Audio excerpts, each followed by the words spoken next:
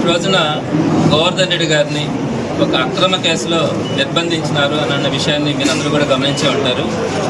నెల్లూరు జిల్లాకు సంబంధించి అయితే ఇదొక అత్యంత దురదృష్టమైనటువంటి రోజు అని కూడా చెప్పచ్చు. ఎందుకంటే గతంలో ఎప్పుడు కూడా ఇట్లా ఒక మంత్రిగా పనిచేసినటువంటి వ్యక్తిని లేదా ఒక జడ్పీ చైర్మన్గా కానీ ఒక ఎమ్మెల్యేలుగా కానీ పనిచేసినటువంటి వ్యక్తుల్ని అరెస్ట్ చేసినటువంటిది అంటే కేవలం ఒక నిరాధారమైనటువంటి ఆరోపణలతో ఎలాంటి సంబంధం లేనటువంటి ఒక కేసులో అరెస్ట్ చేసి నిర్బంధించి జైల్లో పెట్టడం అన్నది నెల్లూరు జిల్లా చరిత్రలో ఎప్పుడు కూడా చూడలే.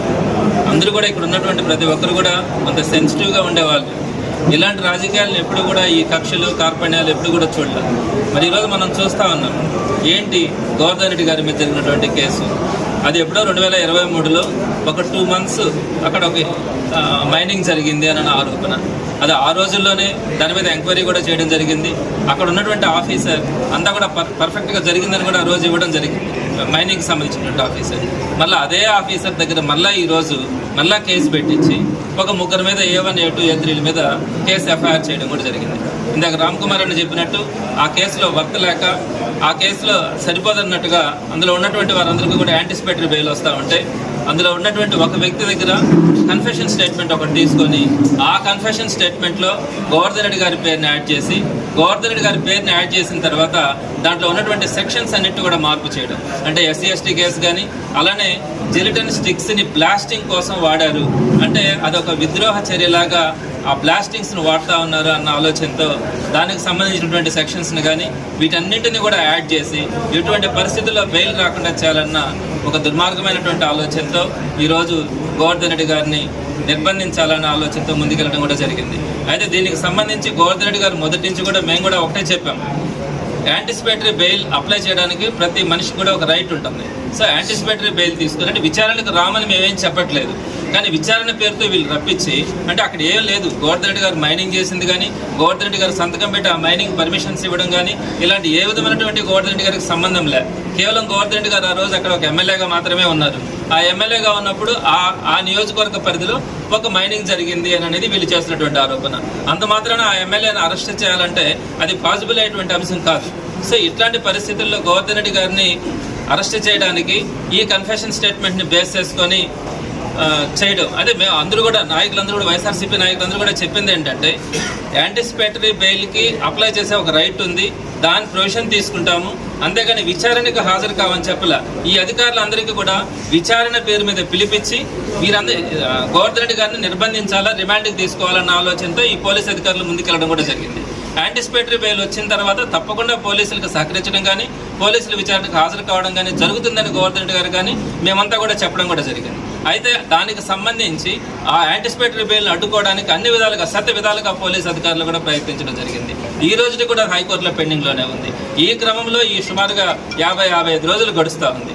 ఈ టైంలో సుమారుగా రేపు జూన్ 4వ తేదీన ఈ కూటమి ప్రభుత్వం వచ్చి 1 సంవత్సరం పూర్తవుతా ఉంది. సంవత్సరం పూర్తయిన తర్వాత వాళ్ళు దానికి సంబంధించినటువంటి సెలబ్రేషన్స్ చేసుకోవడానికి ముందుకెళ్తా ఉన్నారు. జగన్మోహన్ రెడ్డి గారు ఒకటే చెప్పారు, ఈ సంవత్సరం రోజుల్లో కూటమి చెప్పినటువంటి ఒక్క హామీని కూడా నెరవేర్చాల. మీ అందరికీ కూడా తెలుసు ఈరోజు ప్రజలు ఎంత అసహించుకుంటా ఉన్నారో. ఏదైతే వీళ్ళు చెప్పినటువంటి హామీలు ఒక్కటి కూడా నెరవేర్చక ఈరోజు తెలుగుదేశం పార్టీ నాయకులు కనుక రోడ్డు మీదకి వస్తే చొక్కాలు పట్టుకునే పరిస్థితి ఈరోజు ప్రతి సామాన్యుడు కూడా ముందుకు వచ్చే పరిస్థితి కనపడుతూ ఉంది.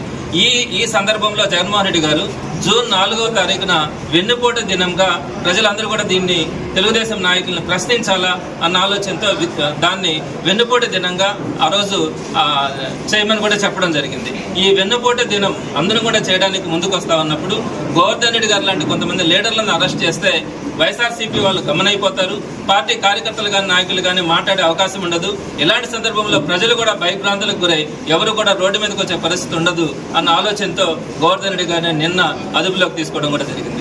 అయితే ఒక మాజీ మంత్రిగా ఒక మాజీ జిల్లా పరిషత్ చైర్మన్గా ఉన్నటువంటి ఒక వ్యక్తిని 2 సార్లు ఎమ్మెల్యేగా పనిచేసినటువంటి వ్యక్తిని అరెస్ట్ చేసినప్పుడు ఎక్కడ కూడా పోలీసు అధికారులు ఈ విధంగా అరెస్ట్ చేసినాము, ఈ విధంగా మేము తీసుకొని వస్తున్నాము అనే విషయాన్ని ఎక్కడా కూడా చెప్పట్లా, ఒక గోప్యంగానే ఉంచుతా ఉన్నారు.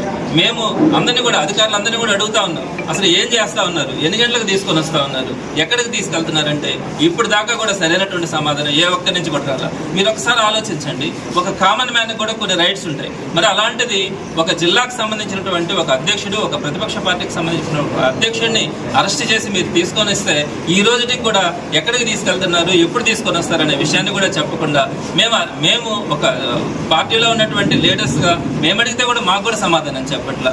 మరి చూస్తూ ఉన్నారు ప్రజలందరూ కూడా ఈరోజు ఏ విధమైనటువంటి ప్రతిపక్ష పార్టీలో కానీ అదేవిధంగా సామాన్య ప్రజలను కానీ ఈ రెడ్ బుక్ రాజ్యాంగం పేరుతో ఏ విధంగా ఇబ్బందులు పెడతా ఉన్నారు అనేది చూస్తూ ఉన్నారు.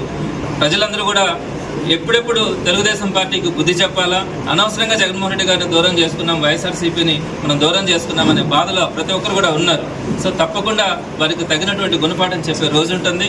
జూన్ 4వ తారీఖున వెన్నుపోటు దినంని అందరూ కూడా ఖచ్చితంగా అధికార పార్టీకి ఒక గుణపాఠం తెలిపేలాగా ఆ వెన్నుపోటు దినాన్ని కూడా జరపడం జరుగుతుంది.